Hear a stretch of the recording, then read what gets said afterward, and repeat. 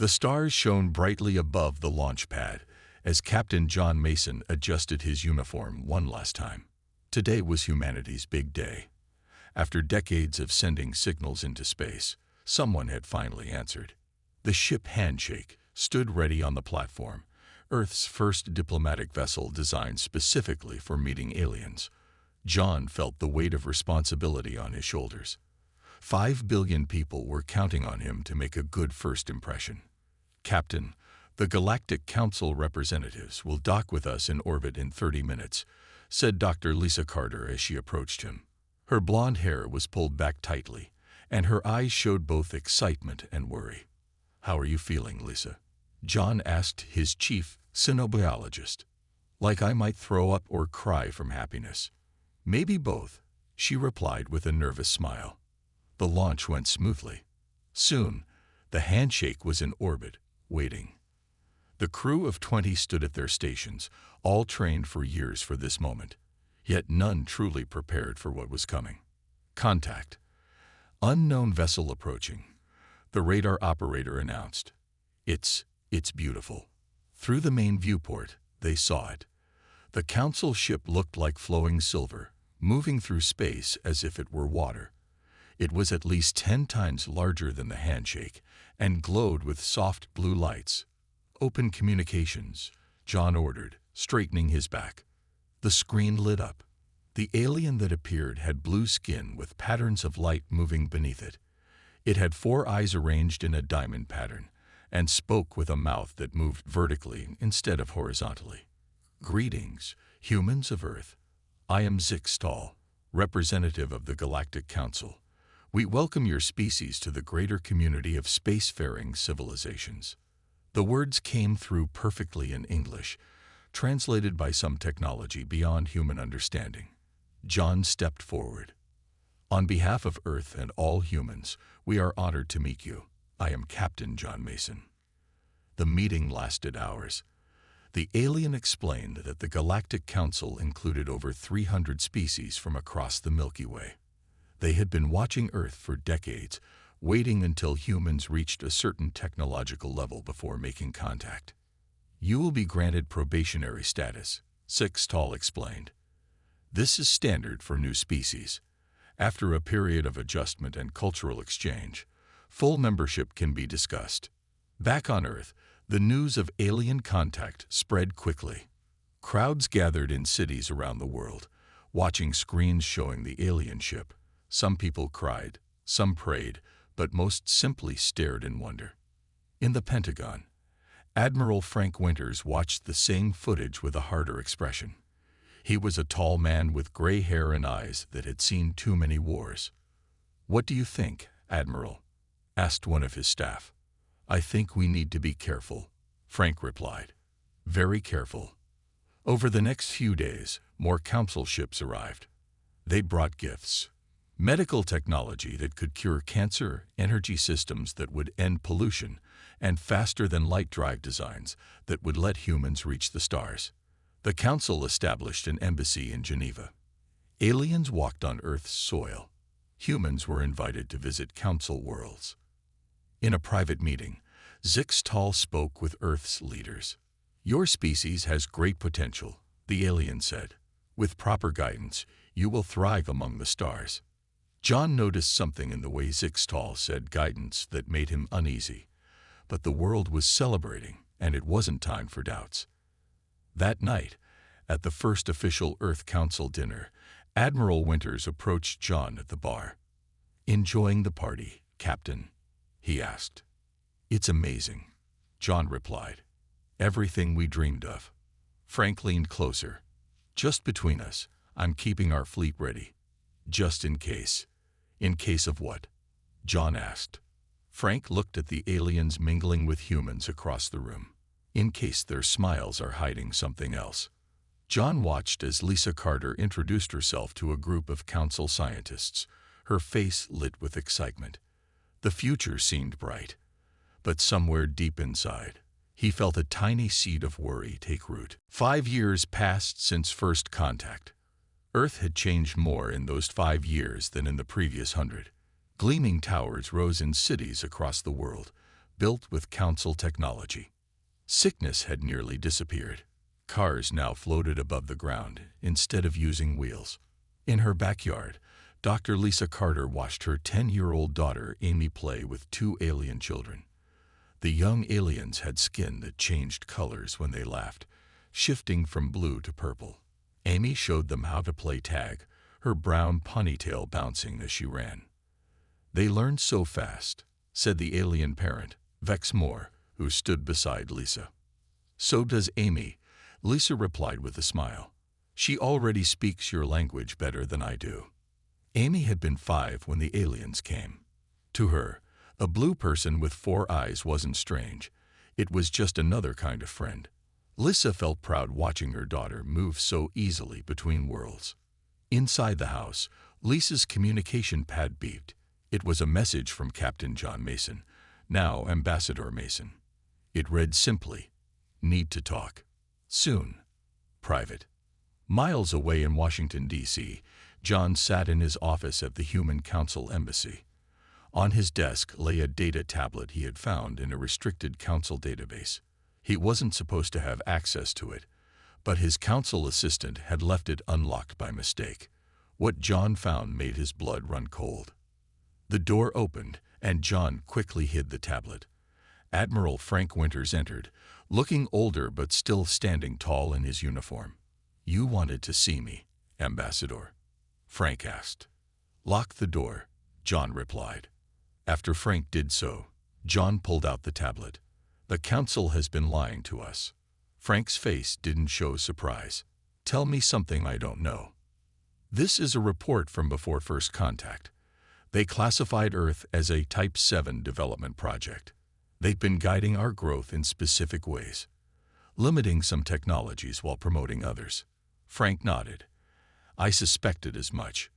Why do you think I've kept building our fleet in secret? Every time they suggest we reduce our military, I smile and say yes, then order 2 more ships built in our hidden facilities." "But why?" John asked. "Why would they do this?" "Control," Frank said simply. "Earth is resource-rich and strategically located. Better to have us as obedient children than equal partners." That evening, Lisa received a special message. The council was hosting the youth summit on their home world, and Amy had been selected as Earth's representative. The message called it a great honor. Only 50 children from all council worlds would attend. "Mom, I get to go to space," Amy shouted, jumping up and down. "I'll see the big council ring and meet the high leaders." Lisa felt proud but also nervous. She called John to share the news. "That's wonderful," John said, his voice not matching his words. "I'll be traveling there too, for a different meeting. We can go together." What John didn't say was that he wanted to keep an eye on both of them. In the council's main chamber, far from Earth, a heated discussion was taking place among alien leaders. "The humans are advancing too quickly," said one council member, slamming a tentacle on the table. "They've already improved on 3 technologies we gave them. They ask too many questions. They are curious by nature," said Zixtal, now promoted to senior representative. "That can be useful." "Or dangerous," replied another member. "Their military capabilities, even the ones they think we don't know about, are concerning. And they spread their ideas to other probationary species. We need to remind them of their place," said the first member. "An example, perhaps." "What do you suggest?" asked Zixtal. "The Youth Summit presents opportunities," the member replied. "Opportunities to show all species what happens when council rules are broken." Zixtal looked troubled but didn't object. On a screen behind them, Amy Carter's smiling face appeared alongside other selected youth representatives. Back on Earth, Amy packed her favorite books and toys for the journey. Lisa watched her with a mixture of pride and a strange, growing sense of worry she couldn't explain. The council homeworld hung in space like a jewel. 3 rings circled the planet, each one a massive structure filled with lights and movement. Amy pressed her face against the ship window, her eyes wide with wonder. "It's so beautiful," she whispered. Lisa stood behind her daughter, placing a gentle hand on her shoulder. "Remember what I told you about council customs," Lisa said softly. "Always bow to high leaders. Don't speak unless spoken to during ceremonies." Amy nodded. "I know, Mom. I've been practicing." Their ship docked at the middle ring. John Mason was waiting for them at the arrival area. He smiled when he saw Amy but pulled Lisa aside while the girl was distracted by the alien architecture. "Be careful here," John whispered. "Something doesn't feel right. I've been hearing strange rumors." "What kind of rumors?" Lisa asked, glancing at her daughter who was now watching alien children walk by in special ceremonial clothes. "The council is divided about humans. Some think we're advancing too quickly. Keep Amy close." The youth summit began the next day. 50 children from across the galaxy gathered in a grand hall. Amy was the only human. She wore a special blue dress with stars on it that Lisa had made just for this trip. During the opening ceremony, a high council leader, a tall being with silver skin named Thorax, welcomed the children. He spoke about peace and cooperation between species. Amy watched with interest as translators turned his words into languages all could understand. "Each of you represents the future of your worlds," Thorax said.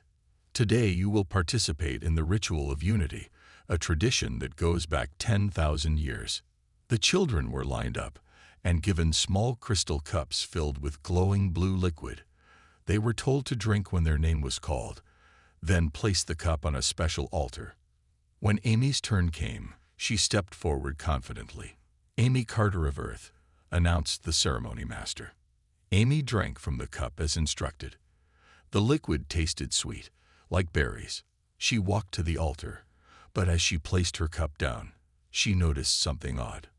Unlike the other cups which had been placed in a perfect line, hers seemed out of place. Acting on instinct, she moved her cup to align with the others. A shocked gasp spread through the room. The ceremony master's eyes widened in horror. "The human has broken the sacred pattern," someone shouted. "The cup must always be placed exactly where it is given." Confusion spread through the hall. Amy looked around, not understanding what she had done wrong. Lisa tried to rush forward from the viewing area, but guards blocked her way. "I'm sorry," Amy said, her voice small. "I didn't know." High Leader Thorax raised a hand for silence. His face was unreadable as he studied the human child. "This is proof," said another council member, stepping forward. This was Vor, known for his dislike of new species. "Humans do not respect our ways. They change things to suit themselves. They are dangerous." "It was an innocent mistake," Lisa shouted from the crowd. "She's just a child." Thorax turned to face the gallery of parents and diplomats. The sacred pattern ritual dates back to the founding of the council. It represents the order of the galaxy. To change the pattern without permission is to declare oneself above council law. "She didn't know," Lisa cried, fighting against the guards. "Ignorance of our laws is no excuse," Vor said coldly. "Humans have shown too much independence already. This confirms our fears." What happened next occurred so quickly that many would later disagree about the exact sequence. Vor made a signal. Guards moved toward Amy. The girl looked confused, not frightened, because she still didn't understand the seriousness of her mistake. A weapon appeared in Vor's hand. A flash of light filled the chamber. Amy's small body crumpled to the floor. "The sentence for disrupting galactic order is death," Vor announced to the horrified audience.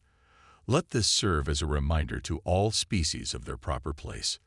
Lisa's scream echoed through the hall. She broke free from the guards and ran to her daughter. But it was too late. Amy was gone. John Mason, watching from another section, couldn't believe what he had just witnessed. A child executed for moving a cup. As Lisa cradled her daughter's body, sobbing uncontrollably, guards surrounded her. "The mother will be detained for memory modification," Vor ordered. "This unfortunate incident must be properly documented for Earth's education." News of Amy's death reached Earth within hours. Videos of the execution, captured by shocked witnesses, spread across the planet. People watched in horror as a 10-year-old girl was killed for moving a cup. Grief turned to rage. Protests formed outside every council embassy. Some turned violent. In the White House, Earth's president sat with her advisors, their faces grim. "They murdered a child," she said, her voice shaking. "For nothing." A message from the council appeared on the main screen. It was Zixtal, looking uncomfortable.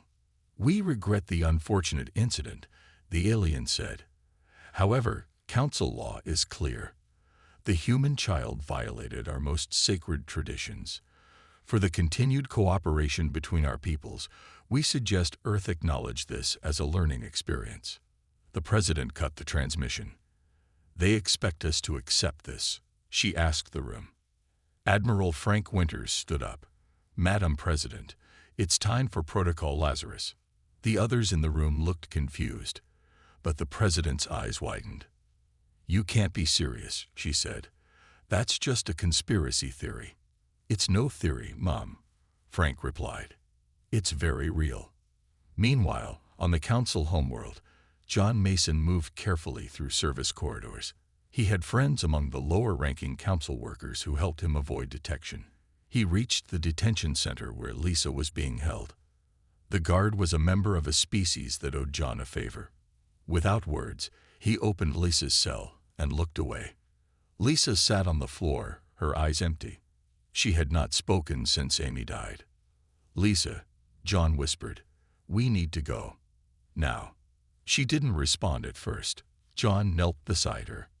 "Lisa, they're planning to wipe your memory. You won't remember Amy at all. Is that what you want?" This seemed to reach her. She looked up. "They killed my baby," she said, her voice rough. "I know. And we need to tell Earth exactly what happened. The real story, not their version." They made their way to a small ship John had prepared. As they escaped from the council homeworld, Lisa finally broke her silence. "Why?" she asked. "Why would they kill a child for such a small thing?" "It wasn't about the cup," John explained. "They've been looking for an excuse. Some on the council think humans ask too many questions, learn too quickly. They want to put us in our place." Back on Earth, Admiral Winters led the president and a small group of top officials to a secret facility deep beneath the Rocky Mountains. In 1962, during the Cuban Missile Crisis, President Kennedy feared the world might end. Frank explained as they walked down a long tunnel. He started a secret program called Lazarus. Every president since has continued it. They reached a massive door.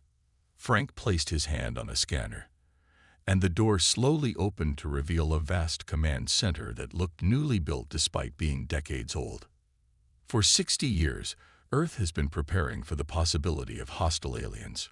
Frank continued. "We built ships in secret, thousands of them. We hid them on the dark side of the moon, in underground bases, beneath the oceans."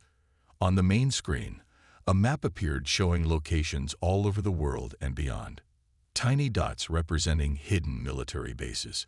"This is the Toon Fleet," Frank said, "named because it's been buried, waiting." The president looked stunned. All this time, even after the council came. "Especially after they came," Frank replied. "We smiled and nodded when they told us to reduce our military. Meanwhile, we built more, better, faster." In orbit above Earth, council ships formed a blockade. Their message was simple: Earth must accept the council's judgment or face consequences. In the command center, a computerized voice suddenly spoke. "Hostile intent detected. Guardian awakening." A hologram appeared in the center of the room. It showed a woman's face, made of light. "I am Guardian," the AI said. "I have monitored alien communications since first contact. I have evidence of council plans regarding Earth." The AI displayed messages between council members. Plans to eventually reduce Earth to a resource colony. Discussions about limiting human reproduction. And finally, the truth about Amy's death. It had been planned in advance as a demonstration. The president's face hardened as she read. She turned to Admiral Winters. "Unbound the fleet," she ordered. "All of it." Around the world, hidden doors opened, mountain sides slid apart, ocean floors split to reveal massive underground hangars. On the far side of the moon, dust that had lain undisturbed for thousands of years was blown away as hidden bases activated. Admiral Frank Winters stood on a platform at the main launch site in Nevada. Before him stretched a massive underground cavern filled with warships that had never seen action. Lights came on one by one, illuminating vessels of all sizes. "Begin unbinding sequence," Frank ordered. Engineers and technicians who had spent their careers maintaining ships in secret now rushed to prepare them for launch. Some of these people had never seen the sun, living their entire lives in these hidden bases. The flagship of the Toon Fleet was a massive vessel called Vengeance. It was 3 miles long and packed with weapons that Earth officially didn't know how to build. Frank walked through its corridors, inspecting systems that were being brought online for the first time. "Status report," he asked his second in command. 98% of all Toon Fleet vessels report ready for action. "Sir, crews are boarding now." Frank nodded. Finding enough trained personnel to staff thousands of ships had always been part of the Lazarus Protocol.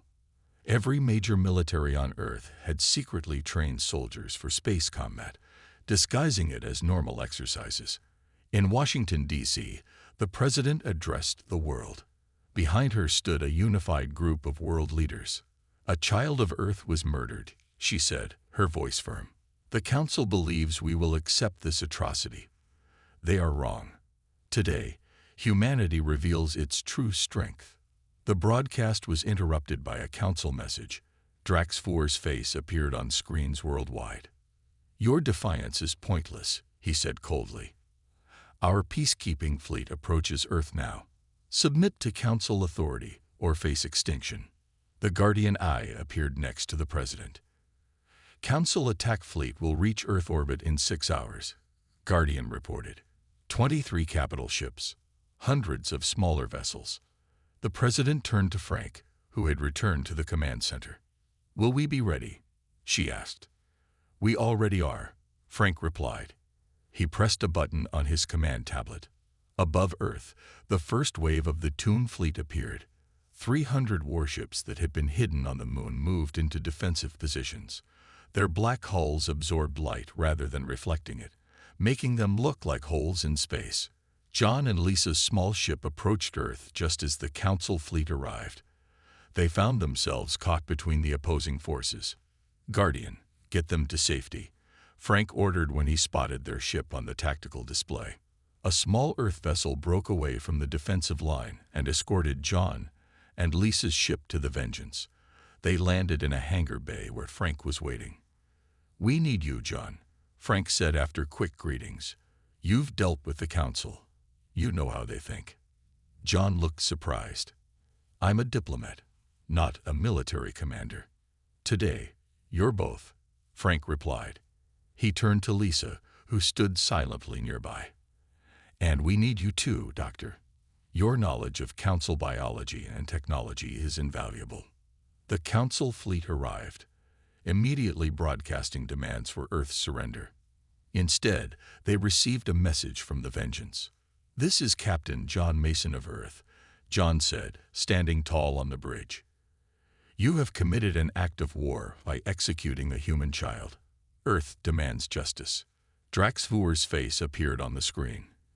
"Your primitive species doesn't understand galactic order. We will teach you your place." The Council ships opened fire, expecting an easy victory. What they got instead was a surprise. Earth's ships didn't just defend. They had shields that absorbed the Council weapons fire, and when the Toon Fleet returned fire, their weapons cut through Council shields like they weren't even there. Lisa stood on the bridge beside John, watching as the battle unfolded. Her face showed no emotion, but her hands were clenched tightly at her sides. "They never knew," she said quietly. "All these years, they thought they were helping us advance, but we were studying them, learning their weaknesses. The Council Fleet Commander ordered a retreat after losing 5 major ships in the first 10 minutes of battle. As they pulled back, the full Toon fleet emerged from hiding. Thousands of warships appeared from Earth's oceans, from underground bases, from hidden facilities across the solar system. Draxvor's face showed shock as he watched the sensor readings. "Impossible," he whispered.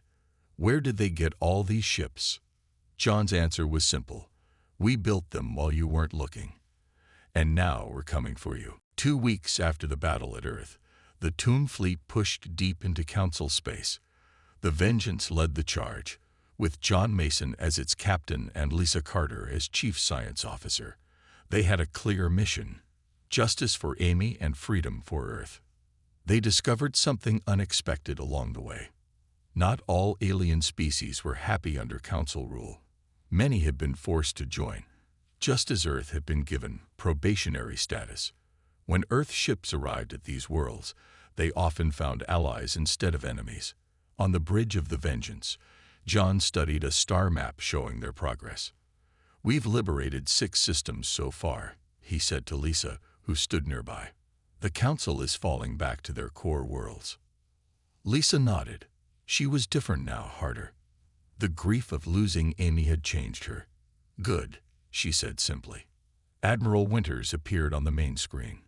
He commanded another battle group on the other side of Council space. "Captain Mason, we've captured Council data centers on Proxima B," Frank reported. "Guardian is analyzing the information now." The AI's face appeared next to Frank's. "I have found something important," Guardian said. "The execution of Amy Carter was planned before she ever left Earth. It was not a response to her actions at the ceremony." Lisa's face went pale. "What?" Council records showed Draxvor selected Amy specifically because she was the daughter of a prominent human scientist. Guardian continued. "The cup placement was irrelevant. They intended to kill her regardless of what she did." John slammed his fist on the console. "They wanted an excuse to put us in our place." "There's more," Guardian added. "I found evidence of other species who had similar experiences. Children or important figures executed for minor offenses as a way to control their populations." Lisa turned away, her shoulders shaking slightly. John knew she was crying but trying not to show it. "We need to share this with everyone," John decided. "All species need to know what the Council has been doing." Frank nodded in agreement. "We'll broadcast it on all channels. But first, we have another battle to win. The Council has gathered a large fleet at Proxima Centauri. It's their biggest colony world." The Earth fleet arrived at Proxima Centauri 3 days later. The Council had assembled almost 300 ships to defend the system. It was their largest remaining force.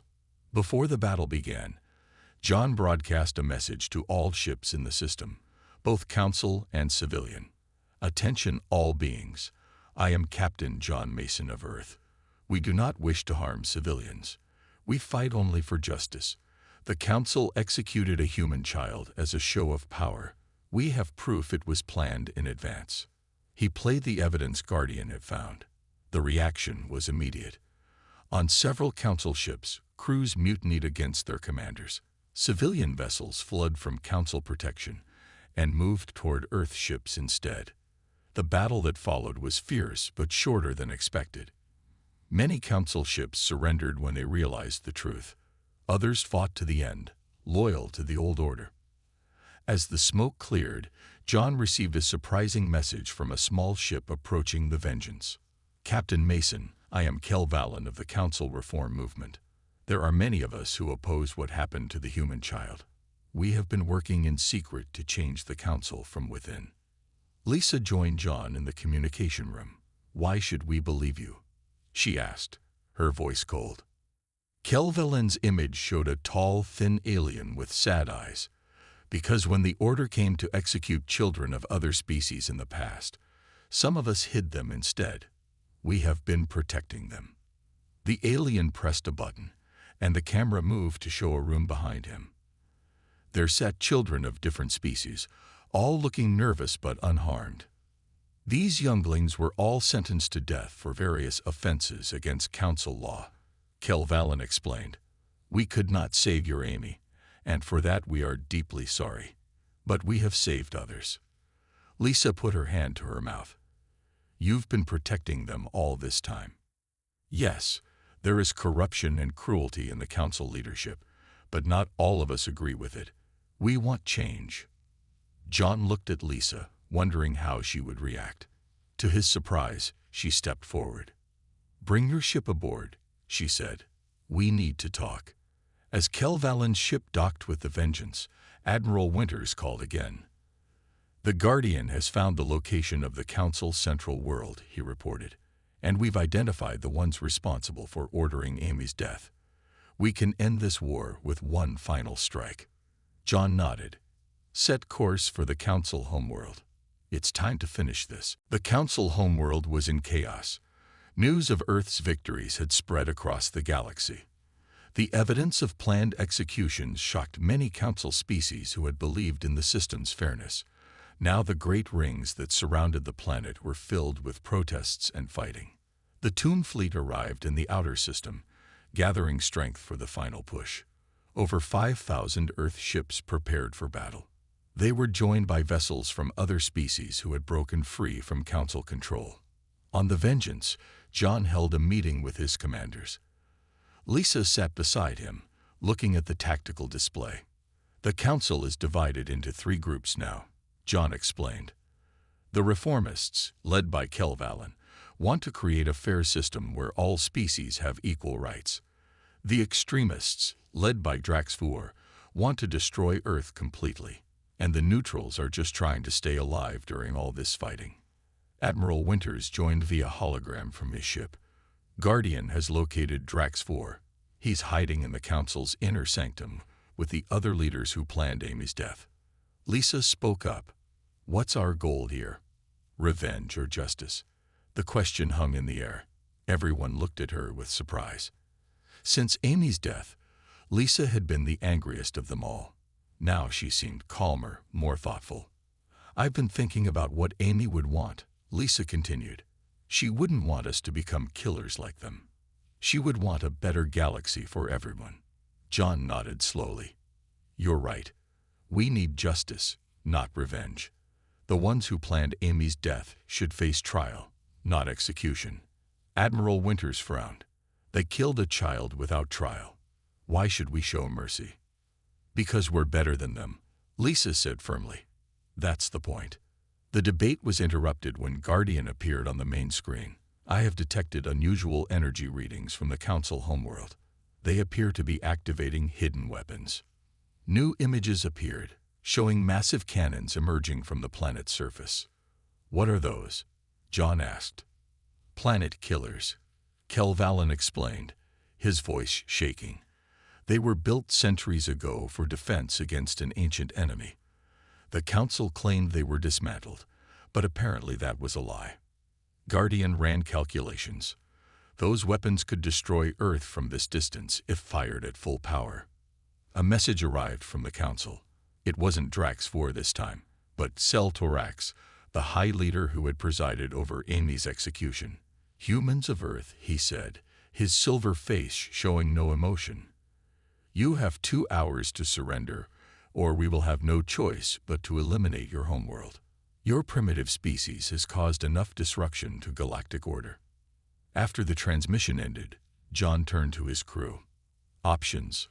We can't risk Earth. Admiral Winters said firmly. We need to strike first, destroy those weapons. Lisa shook her head. If we attack directly, they'll fire immediately. We need another approach. Kelvalen stepped forward. I can help. The Reformists have people inside the weapon control systems. We might be able to disable them from within. John made his decision. We'll create a diversion. A small team will infiltrate the inner sanctum while the fleet engages their defenses. The plan came together quickly. John would lead the infiltration team himself, along with Lisa and Kelvalen. Admiral Winters would command the fleet action. As they prepared to depart, Lisa paused at a small shrine she had created in her quarters. It held a picture of Amy and some of her favorite toys. "I'm doing this for you, baby," she whispered, "to make sure no other child suffers what you did." The battle began at dawn. Earth ships engaged the outer defenses, while a small, fast vessel carried John's team through the chaos. Using Kelvalin's access codes, they reached the central ring and made their way to the inner sanctum. What they found there shocked them. The council leaders weren't preparing for war. They were preparing to flee. Ships were being loaded with treasures and supplies. They never intended to fight to the end, Kelvalin said with disgust. They would destroy billions of lives and then escape to another galaxy. Draxvor was directing the evacuation when John's team burst in. He turned, his eyes widening with surprise. "How did you get in here?" he demanded.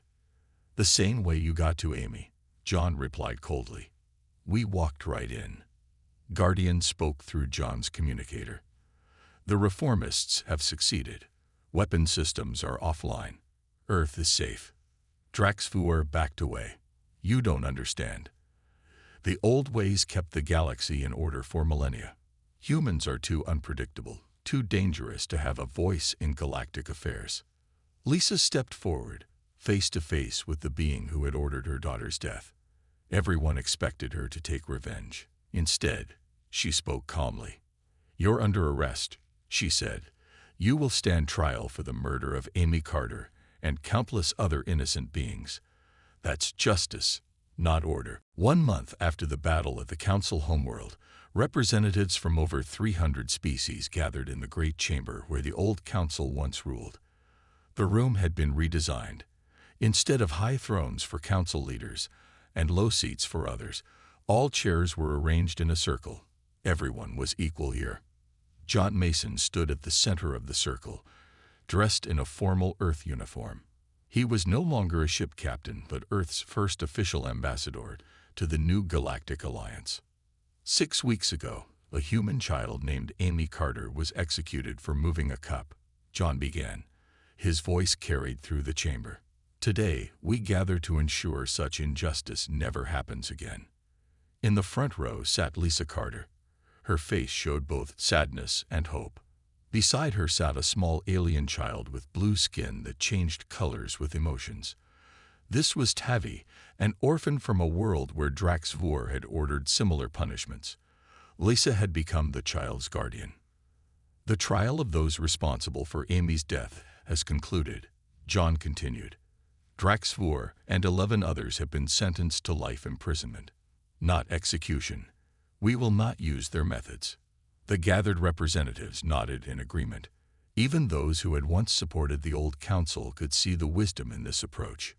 Kelvalin stepped forward to stand beside John. "The new Galactic Alliance will be built on 3 principles: equality of all species, justice through fair trials, and protection of the innocent, especially children." Admiral Winters watched from nearby. He looked uncomfortable in the diplomatic setting, but knew this was necessary. Earth's fleet remained ready, now serving as peacekeepers throughout the galaxy. "What about Earth's hidden fleet?" asked a representative from a distant world. "Will you disarm now that peace has come?" Frank stepped forward to answer. "Earth will maintain its defense capabilities, as will all member worlds. But we will also share our technology with allies. There will be no more secrets between friends." This caused murmurs of approval throughout the chamber. Under the old council, advanced technology was controlled and limited. Now it would be shared. Guardian's hologram appeared next to John. The AI had become an important voice in the new alliance. "I have analyzed all council records," Guardian announced. 26 species were subjected to similar example executions over the past century. Memorial stones for each victim will be placed in the new Alliance Plaza. At the center of this memorial would stand a statue of Amy Carter, not as a sad reminder, but as a symbol of change. The statue showed her smiling, holding hands with alien children. It represented what might have been, and what could still be. After the formal meeting, Lisa walked with Tavi to see the memorial site. Workers were just finishing the central statue. Lisa stood before it, tears in her eyes. Is that her? Tavi asked, skin shifting to a soft purple color that meant respect. Yes, Lisa answered. That's my Amy. She helped make things better, Tavi said with the simple wisdom of children. John joined them, standing quietly beside Lisa. The president asked if I'd want to continue as ambassador or return to Earth, he said after a while. What did you tell her? Lisa asked. I said I'd go where I needed most. He looked at Lisa carefully. What about you? Will you stay here with Tavi or go home? Lisa looked at the statue of her daughter, then at the alien child holding her hand. Amy would have loved this place, how it is now. I think we'll stay. There's healing work to be done. In orbit above the planet, Earth ships patrolled alongside vessels from other worlds. The great rings that once symbolized council power now house the offices of the Galactic Alliance. Representatives from all species work together there, learning from each other. Admiral Winters stood on the bridge of the Vengeance, looking out at the stars. A young officer approached him. Sir, should we recall some of the fleet back to Earth now that the situation is stable? Frank considered this. Keep most ships deployed. Not because I expect trouble, but because we have friends to protect now. Back on Earth, the president stood at a podium addressing the world. From tragedy came change, she said. Amy Carter's death broke the old order. Her memory builds the new one. Earth is no longer alone or afraid. We have taken our place among the stars, as equals, not subjects. In the new Alliance chamber, a small plaque was placed beneath Amy's statue. It read simply, "One child can change the galaxy." And she had.